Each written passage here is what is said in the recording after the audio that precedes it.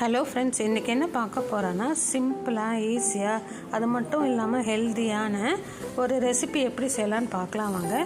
அதுக்கு வாணலியை அடுப்பில் வச்சு சூடு ஏறணும்.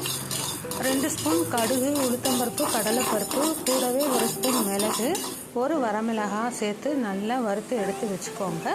கொஞ்சம் பெருங்காயத்தையும் ஆட் பண்ணிக்கோங்க. இதையெல்லாம் ஒரு பிளேட்டில் கொட்டி ஆறின பிற்பாடு மிக்ஸி ஜாரில் சேர்த்து பொடி பண்ணி எடுத்து வச்சுக்கோங்க.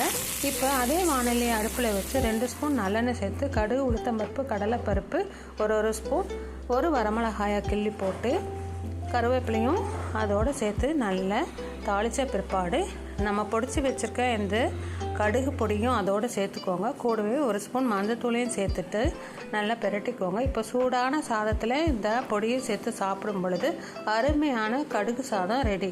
இது ரத்தத்தை சுத்தப்படுத்துறதுக்கு ரொம்பவே ஹெல்ப்ஃபுல்லாக இருக்கும். அது மட்டும் இல்லாமல் ரொம்பவே சூப்பராக இருக்கும்.